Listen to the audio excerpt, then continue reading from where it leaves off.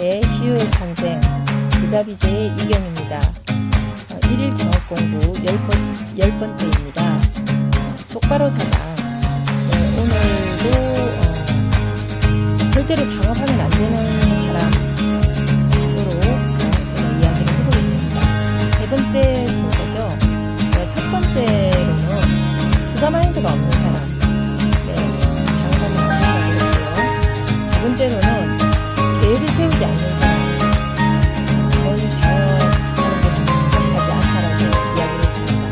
그리고 세 번째는 착한 병에 걸린 사람은 창업하는 게 좋지 않다.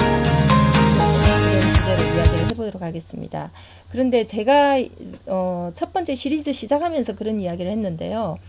제가 절대로라는 말을 별로 안 좋아한다라고 말씀드렸죠. 저는 굉장히 좀 여러 가지 단정 짓는 걸 좀 싫어하는 성격이 있는 것 같아요.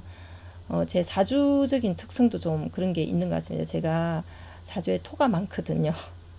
네, 이건 믿거나 말거나 이야기지만 어쨌든 그래서 제가 좀 절대로 이런 단어 별로 좋아하지 않지만 그래도 조금 강조를 하기 위해서 절대로라고 하는 단어를 썼다는 거 이해를 해주시고요. 그리고 제가 이제 이런 사람 하면 안 된다, 저런 사람 창업하면 안 된다 이렇게 이야기를 하지만 이게 이제 절대로라는 건 없어요. if 어떤 조건식이 있는 거죠. 제가 예를 들면 첫 번째 순서로 투자 마인드가 없는 사람은 절대로 창업하면 안 된다라고 이야기를 했는데 돈이 있으면서도 투자 안 하려고 하는 사람들이 있어요. 벌벌 떨면서 그냥 돈이 이 세상에 돈을 전략하고 돈이 세상의 모든 가치의 전부이기 때문에 투자를 안 하려고 하는 사람이 있어요. 그저 돈을 쥐고 있으려고 하는 사람들인데 그런 사람들에 해당되는 거지. 예를 들면 정말 투자할 돈이 없어가지고 투자 안 하려고 하는 못하는 거죠. 그런 사람들에는 해당되지 않습니다. 마찬가지로 착한 병에 걸린 사람도 착한 사람은 창업하면 안 된다는 이야기가 아니에요. 제가 분명히 여기에다가 병이라는 말을 썼습니다. 착한 병에 걸린 거죠.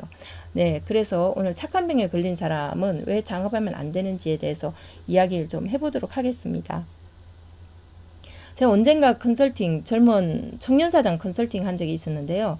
이분하고 이제 컨설팅 건으로 일을 하고 그분의 차를 타고 같이 이동하고 있었는데 뒷좌석에 보니까 나쁜 사장이 이제 회사를 살린다 이런 제목의 책이 있었어요. 그래서 제가 웃으면서 이런 책을 읽고 있냐라고 했더니 그분이 한숨을 푹 쉬더니 소장님 정말로 나쁜 사장이 되어야 되겠어요. 제가 이렇게 이야기를 하는 거예요. 그래서 왜 그러냐 그랬더니 이분은 이제 2세 경영자고 외국에서 공부를 하고 왔어요. 그런데 자기가 이제 조직원들한테 잘해주려고 정말 예를 들면 간식도 사는 그런 어떤 이벤트 간식도 좀 사다 주고 또 어떤 뭔가 문화를 만들기 위해서 나름대로 복리후생을 하려고도 굉장히 애를 많이 쓰고 대화를 나누려고도 막 하고 그랬는데 결국 본인이 보니까 직원들이 옮기더라는 거죠. 돈 몇 푼에 옮기는 직원들을 보면서 정말 일단 돈 많이 벌어 어떤 짓을 해서라도 돈을 많이 벌어서 월급을 많이 줘야지만 사장 노릇을 제대로 하는 거지 착하게 해가지고 조금 잘해주려고 하는 것은 아무 의미가 없더라 이런 이야기를 했습니다. 제가 어쨌든 직업적으로 사장들을 만나 보면 이 사장님들도 직원들만 상처를 받는 게 아니라 사장들도 상처를 참 많이 받습니다. 특히 이제 사장들이 상처를 많이 받는 경우를 보면 이 이제 조직원들하고 어떤 트러블이 생겨서 이제 노동법을 어겨서 이제 불려갈 때 고용노동부 각 이제 지청에 이제 불려갈 때 굉장히 이제 상처를 많이 받는 것 같고요. 알바생들이 진짜 자기하고는 다 이렇게 합의를 해놓고 뒤로 이제 고소를 한다든지 이런 경우가 있잖아요. 그리고 이제 두 번째로는 배신당했을 때, 친한 친구가 이제 외국에 사장을 보내놓고 거래처 정보를 다 빼간다든지, 이 정말 배신에 대한 이야기 너무 많이 들어가지고요. 제가 정말 3박 4일 떠들 수 있을 것 같아요. 한번 여러분들 궁금하면 언제 다양한 배신의 사례들에 대해서 제가 한번 모아서 한번 썰을 풀어주고 싶은 그런 생각도 있습니다. 인간은 어쩔 수 없어요. 성경책에도 의인은 없나니 하나도 없나니 이런 말이 있는 것처럼 어쩔 수 없는 것 같습니다. 그거 무서우면 구더기 무서워서 장 못 담근다고 이런 거 무서워서 장업 못 한다고 하면 그게 우리 삶인데요. 어떡하겠어요. 완벽한 삶이 어디 있어요. 완벽하게 깨끗한 삶이 어디 있습니까. 그게 삶이기 때문에 그냥 창업을 하려고 생각을 하면 그런 거를 게임을 즐기듯이 즐겨야 돼요. 제가 오래전에 그런 걸 요즘은 우리 사무실에 없어요. 근데 정말 오랫동안 제가 마포의 사무실에 있을 때 그런 걸 써가지고 딱 벽에다 붙여놨습니다. 모든 것이 게임이다. 그리고 삶이야말로 정말 원더풀한 게임이다. 이런 걸 써놓고, 왜냐하면 사업을 하다 보면 그냥 그렇게 생각하고 살아야 돼요. 아, 이게 게임하면 재밌잖아요. 막 부수고 깨지고 막 경쟁하고 이런 게 게임에서 너무 재밌잖아요. 그렇게 생각하고 여러분 힘든 일이 있을 때 그렇게 생각하고 사시기 바랍니다. 어쨌든 그런 이제 뭐 배신의 이야기가 많이 있습니다. 사장들도 상처받는다. 조직원들만 상처받는 게 아니라 또 이제 제가 이런 얘기하면 이경이 너는 왜 이 직원들 편을 안 들고 사장들 편만 드냐 이런 이야기를 하는데 제 직업이 그래요. 제가 돈을 주는 사람이 그 뭐 직원이 결정을 해가지고 컨설팅을 하기보다는 대부분 이제 사장님들이 결정을 해서 또 컨설팅을 하고 사장님들이 원하는 것이 뭔가에 좀 초점을 많이 맞추게 되어 있습니다. 근데 막상 컨설팅을 할 때는 사장들이 털렸다는 이야기를 많이 하고요. 또 직원들의 의견을 또 사장님들한테 많이 전달해 주게 됩니다. 또 안 그럴 수가 없어요. 네, 그 다음에 컨설팅 이야기는 제가 컨설팅 일기에서 다음에 또 이야기를 하도록 하고요. 자, 그러면 착한 병에 걸린 사람 창업하면 안 된다라고 말씀을 드렸는데요. 이 착한 병에 걸린 사람, 이거는 제가 보면 학력, 경력 이런 거 다 필요 없어요. 과거에 얼마나 화려했는가, 이분이 뭐 서울대를 나왔는가, 고려대를 나왔는가, 뭐 스카이대를 나왔는가, 이런 거 다 필요 없고요. 다 필요 없어요. 그냥 착한 병에 걸린 사람은 어떤 고유하게 나타내는 어떤 행동의 패턴이 있어요. 그것 때문에 이분이 창업을 한 이후에, 창업은 누구나 다 할 수 있어요. 아무나 창업할 수 있습니다. 창업하는데 누가 뭐 이런 면허증 받아야 되는 거 아니에요. 근데 문제는 이제 우리나라에서는 창업 이야기를 많이 하지만 외국에서는 창업이라는 단어조차도 뭐가 창업이라는 단어인지 잘 모르겠어요. 그냥 스타트업. 우리나라에서는 이상한 풍토가 형성이 돼서 자영업하고 이런 거는 창업이라고 표현하고 IT 비즈니스 이런 거 하면 스타트업이라고 표현해서 IT 컨설팅 하시는 분들은 스타트업 컨설턴트라고 얘기를 하고 자영업하는 컨설턴트를 좀 무시하는 경향이 있고 창업이라고 하는 단어도 좀 무시하는 경향이 있는데 글쎄요, 외국에서는 창업이라고 하는 이런 단어가 좀 애매해요. 그냥 스타트업, 어퍼튜니티 이런 이야기를 하고 앙트레프레너십 이런 이야기를 하지만 창업이라고 하는 단어보다는 매니지먼트, 경영이라는 단어가 훨씬 많이 있습니다.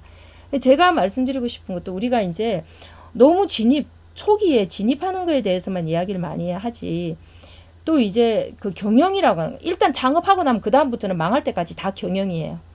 그러니까 창업은 순식간에 일어나는 것 같지만 창업은 제가 시효의 탄생이라는 책에서도 썼지만 창업은 자기 인생 성적표로 승부 거는 거예요. 뭐 창업 준비 반짝 잘하고 안 하고 뭐 1년 준비하면 성공하고 2년 준비하면 그런 거 다 어떻게 보면요. 제가 약간 개소리일 수도 있습니다. 저 이런 표현을 안 좋아하지만 제 성격이 다혈질인 면도 있거든요. 정말 인생 성적표로 승부 거는 거예요, 여러분. 그렇지 않으면 제가 수많은 정말 너무 많은 창업자들을 만나봤는데 그렇지 않으면 설명이 안 되는 게 너무 많아요. 설명이 잘 안 됩니다. 이게 그냥 준비 좀 착실하게 잘해라 이런 걸로는 설명이 안 되는 거 너무 많아요.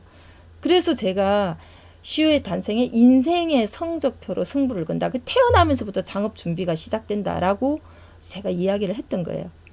근데 일단 창업은 순식간에 일어나는데 일단 사업자 등록증하고 상표 만들고 그러면 순식간에 일어나는데 이 경영이라고 하는 것은 망할 때까지 이제 연결되는 거거든요. 그래서 제가 착한 병에 걸린 사람 뭐 창업하지 마라, 투자 마인드가 없는 사람 창업하지 마라, 뭐 계획을 세우지 않는 사람 창업을 하지 말라 이렇게 이야기를 하는 이유가 그 경영하는 데에 그분이 가지고 있는 어떤 인생의 어떤 성적표가 경영 내내 영향을 미치기 때문에 그래요.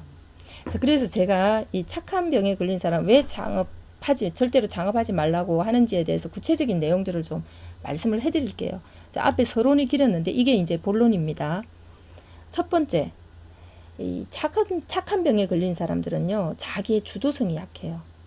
그래서 너무 다른 사람한테 맞추는 경향이 있습니다. 창업을 하면 나중에는 그렇지 않지만 창업 초기에 특히 초기를 안 넘기는데 어떻게 중기 말기가 있겠어요. 대부분 초기를 못 넘겨서 망하는 거거든요. 그래서 우리나라가 창업하고 나서 1년 내 25%, 2년 내 50%, 50%에서 60%, 3년 내 거의 8, 90%가 망하는 겁니다. 초기를 잘 넘겨야 되는 거거든요. 근데 3년을 넘기고 나면 창업 성공률이, 창업 실패율이 확 떨어집니다. 폐업률이 확 떨어지거든요.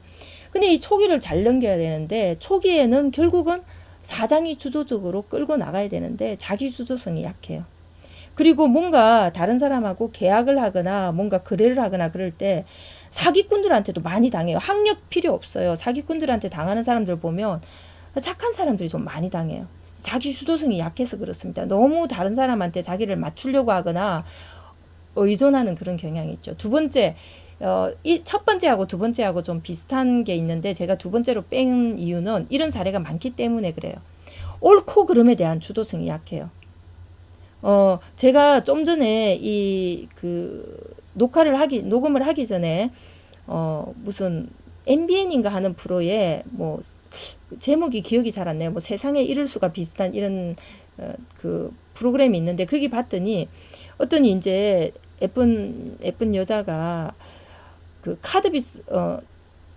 핸드폰 비를 못 갚아가지고 신용불량자 비슷하게 뭐 될 처지가 놓이니까 고액 알바를 해요. 고액 알바를 하는데 그게 200만 원, 뭐 아주 간단한 알바에서 200만 원을 받는 알바였는데, 혼인신고를 해주면 200만 원을 주는 그런 알바였던 것 같아요. 근데 이 사람이 가가지고 그 사람한테, 그 사기꾼 같은 사람한테 이렇게 묻는 거예요. 저 정말 믿어도 되죠? 확신해요? 이렇게 물어보는 거예요.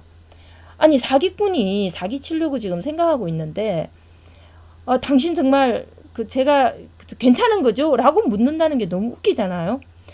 다른 사람의 주도성을 다른 사람한테 주는 거예요. 판단을 내리는 것도 자기고 책임을 지는 것도 자기예요. 근데 착한 병에 걸린 사람은 옳고 그름에 대한 주도성이 약하기 때문에 다른 사람한테 주도권을 줘버립니다.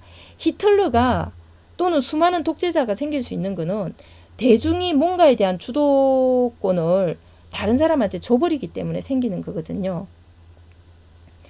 제가 이렇게 밤에 녹음하는데 지금 새벽 1시간 넘었는데 왜 이렇게 자꾸 목소리가 커지죠?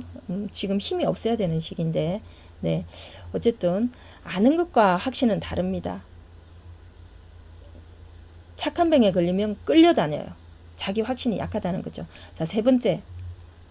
이 착한 병에 걸리게 되면 결단력이 약해요. 그래서 우유부단해집니다. 그리고 결단력이 약한 이런 분들은 남한테 상처를 못 줘요. 근데 사업은 마치 썩은 가지를 잘라내야지 나머지 가지가 잘 자라는 것처럼 그런 어떤 잘라야 될 때 결단력이 있어야 되는데 그걸 잘 못한다는 거죠. 이게 경영하는 내내 영향을 미칩니다. 경영하는 내내. 자, 네 번째. 이 착한 병에 걸린 사람들의 전형적인 어떤 특성 중에 하나가 다른 사람이 어떻게 생각할까 남의 눈치를 참 많이 봅니다. 그래서 이런 분들이 업종을 택할 때도 남들이 어떻게 보나, 결론을 낼 때도 저 사람이 나를 어떻게 보나, 모든 의사결정이 이렇다라는 거죠. 제가 창업자 만나서도 이런 이야기를 많이 하고 컨설팅 하면서도 사장님들한테도 이런 이야기를 많이 해줍니다. 선글라스 이야기를 많이 해요. 내가 노란색 선글라스를 끼고 있으면 세상이 전부 다 노랗게 보이는 거지, 노란색 선글라스를 끼고 있는데 어떻게 세상이 전부 다 파랗게 보일까요? 근데 이 착한 병에 걸리면 모든 어떤 내가 의사결정을 내리고 활동을 하는데 제가 투자 못하는 사람, 계획 안 세우는 사람, 착한 병에 걸린 사람, 제가 뭐 시리즈가 얼마까지 갈지 모르겠는데, 이 제가 말씀드리는 팩트 하나하나가 일종의 선글라스예요. 그래서 투자 못하는 사람의 선글라스는 뭐 노란색, 계획을 안 세우는 사람의 선글라스는 빨간색, 착한 병에 걸린 사람의 선글라스는 뭐 무슨 색으로 할까요? 초록색. 이런 게 이제 선글라스가 되어서 내가 하는 모든 일에 영향을 미치기 때문에, 그래서 제가 절대로 장업하면 안 된다 라고 이야기를 하는 거예요. 근데 제가 첫 번째 할 때 말씀드렸죠.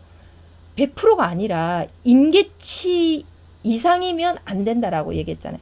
51% 착한 병이 50, 누구나 다 이런 게 있습니다. 아니, 세상에 다른 사람 눈치 안 보는 사람이 어디 있어요? 저도 눈치 봐요.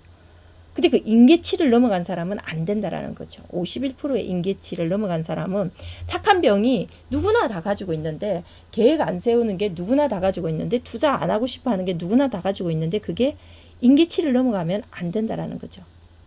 그래서 그 임계치를 넘어간 사람의 현상을 제가 말씀드리는 겁니다. 자, 5번째. 너무 좋은 평가에 연연한다. 이게 4번째하고도 좀 연관이 있는 건데, 특히 중요하니까 제가 이제 따로 뺀 겁니다. 너무 좋은 평가에 연연한다. 이런 분들은 나쁜 사람 소리를 듣고 싶지 않아요. 이제 무의식, 프로이드의 이론에 의해서 무의식에 무엇이 자리 잡고 있는지 한번 좀 가봐야 돼요. 어릴 때 부모님한테 너무 잘 보이려고 그런 데 길들여 있나요? 아니면 어릴 때 학창시절에 친구들한테 뭔가 잘 보이지 좋은 평가를 안 들으면 왕따를 당한 적이 있나요? 그럼 어떤 이유에서인지 모르겠는데, 분명히 어린 시절에 어떤 길들여지는 어떤 무의식하고 연관이 있을 것 같아요. 너무 좋은 평가에 연연하기 때문에 나쁜 사람 소리를 듣고 싶지 않아요. 제가 아는 어떤 분이, 이분은 매출이 정말 큰 회사 사장님입니다. 근데 이분이 가장 싫어하는 게 다른 사람한테 나쁜 소리를 듣는 거예요. 그래서 저는 이분의 그 자존심이 그 사업을 키운 원동력 중에 하나이기도 하고, 이분이 정말 정도 경영을 하세요. 근데 제가 이분이 어떤 면에서 바로 이 점 하나 때문에, 이 나쁜 사람 소리를 듣고 싶어 하지 않는 어떤 하나의 요소 때문에 새로운 투자에서 큰 실수를 하는 걸 봤습니다. 제가 자주 하는 이야기가 있어요.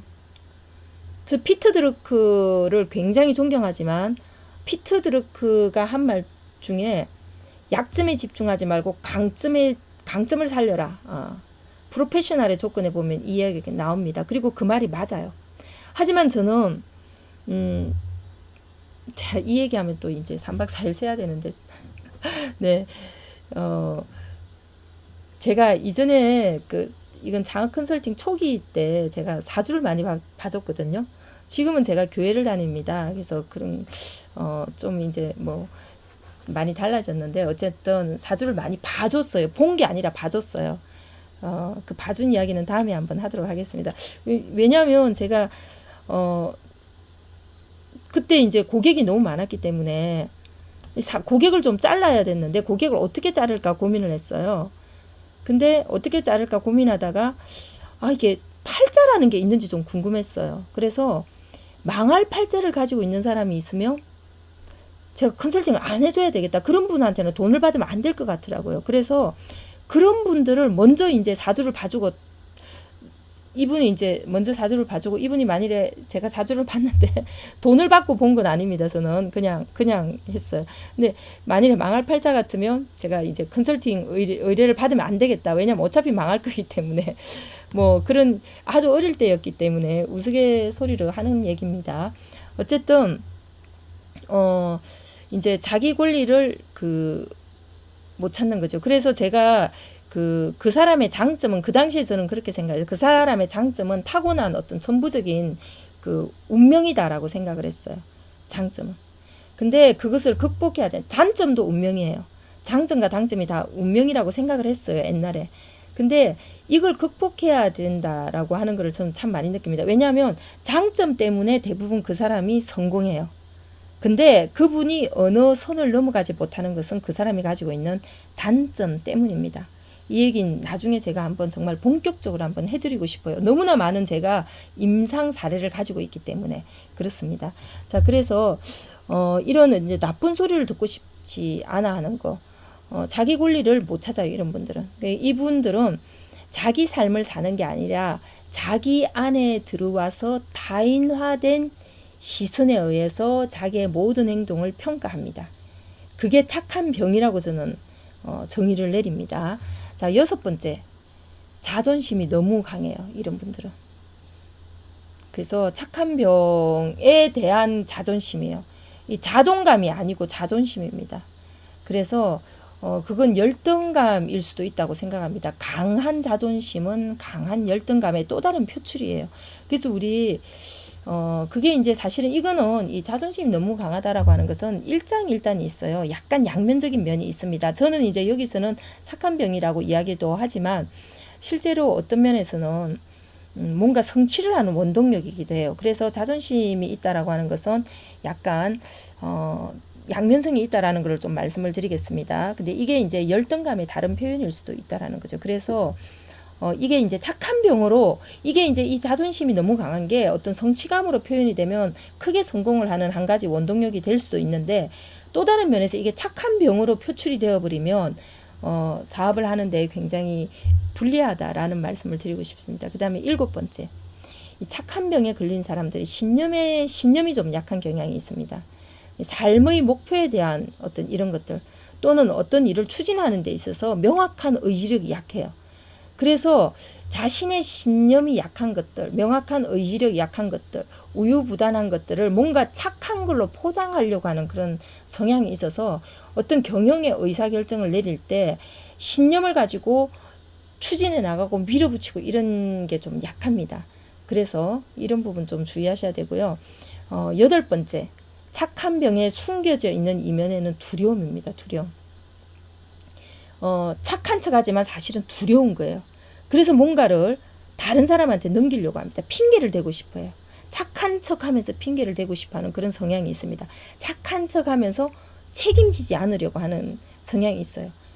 그래서 이런 부분들은 혹시 내가 평소에 이런 면이 없는지 여러분 진지하게 한번 고민을 해보시기 바랍니다. 두려움이 좀 크다라는 거죠. 자, 시효의 탄생에 제가 이것과 관련되는 정말 수많은 사례를 제시를 했습니다. 어떤 분이 제 책을 읽고 그런 이야기를 했어요.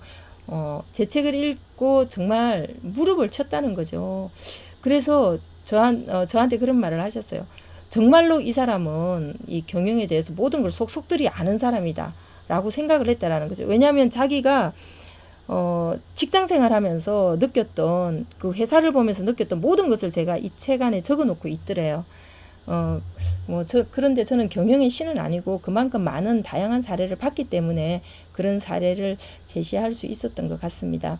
자, 시효의 탄생에 많은 사례들이 있으니까요. 혹시 더 궁금하신 분들은 좀 찾아서 읽기를 권해드리고 싶습니다. 제가 책 안에 많은 대안도 제시를 했거든요. 자, 그런데 제가 이제 그 시효의 탄생에서 그 착한 병을 고치는 법들도 많이 제시를 해놨는데요. 이 착한 병에 걸린 분들의 이제 특성 중에 하나가 좀 너무 애의가 좀 지나치게 바른 거, 이런 것도 만일에 내가 너무 지나치게 애의가 바르다면 혹시 내가 착한 병은 아닌가 이런 거 한번 돌아보시기 바랍니다. 너무 그리고 약간 너무 비굴할 정도로 그러는 것도 혹시 내가 착한 병이 아닌가 이런 거 돌아보시고요. 내가 남한테 뭔가 부탁을 못해요. 그런 것도 착한 병이 아닌가 좀 돌아보시기 바랍니다. 그리고 내가 밥 먹을 때 뭐 일단 먼저 뛰어나가서 계산해야지 식성이 풀리는 이런 분들도 또 착한 병이 아닌가를 좀 돌아보시기 바랍니다.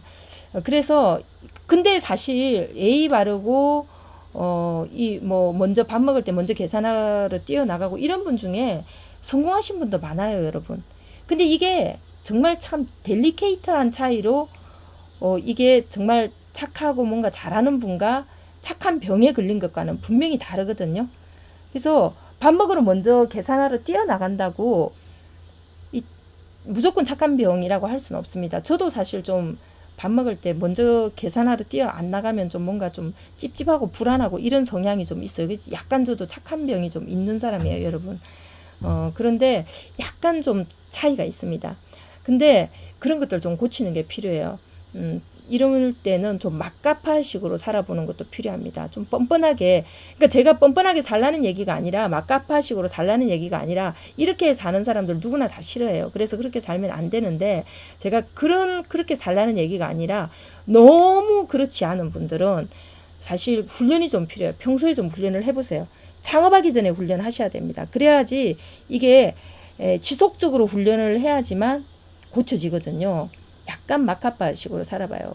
좀 뻔뻔하게 해보세요. 누구한테 밥 사달라고도 해보고, 좀 싫은 이야기도 해보고, 약간 뻔뻔한 행동도 해보고, 뭐, 이렇게 뭐 유튜브를 하고 있으면, 좋아요, 구독해주세요, 꼭 눌러주세요. 다음에 꼭 다음에 저한테 의뢰해주세요. 저한테 꼭 하세요. 라고 하는 이야기, 이 습관 들이는 거, 이거 어떤 사람은 죽을 때까지도 못해요. 그러니까 이런 것들을 한번 습관을 들여보시기 바랍니다. 제가 오늘 착한 병에 걸린 사람 새벽 1시가 넘은 시간에 녹음을 했는데요. 여러분 이 말 허투루 듣지 마시고요. 저는 그냥 책 읽어서 하는 얘기가 아닙니다. 제가 너무나 많은 기업들을 보고 흥하고 망하고 성공하고, 제가 만난 분들은 창업하려고 하는 분들, 창업에서 완전히 망한 분들, 조금 망한 분들, 덜 망한 분들, 그리고 창업에서 겨우 유지하는 분들, 그리고 조금 성공한 분들, 그래도 좀 성공하신 분들, 아주 성공하신 분들. 저는 25년 넘게 그런 것만 보고 산 사람이에요. 그런 분들을 보고 제가 느낀 경험이기 때문에 여러분들 이 말을 허투루 듣지 마시고, 만일에 창업을 하려고 생각하시는 분들 또는 지금 현재 사장을 하고 계시는 분들은 꼭 좀 유념해서 듣고 한번 실천해 보시기 바랍니다. 훨씬 여러분들의 사업이 나아지는 거 제가 100% 확신합니다. 네, 오늘 1일 창업 공부 제가 정말 엉뚱결에 우연히 한번 시작했다가 지금 이제 오늘 23회 해야 되는데 이제 10회 하니까 제가 13회가 벌써 예정됩니다. 하지만 하지만 작심 3일도 안 하는 것보다 낫다. 오늘 제가 더위 먹었어요. 그리고 시간도 늦고 힘도 빠지고 그러다 보니까 해가 엉키고 말도 엉킵니다. 하지만 여러분 저 같은 이 엉망진창 강의도 예심을 가지고 들으신다면 여러분은 정말 100%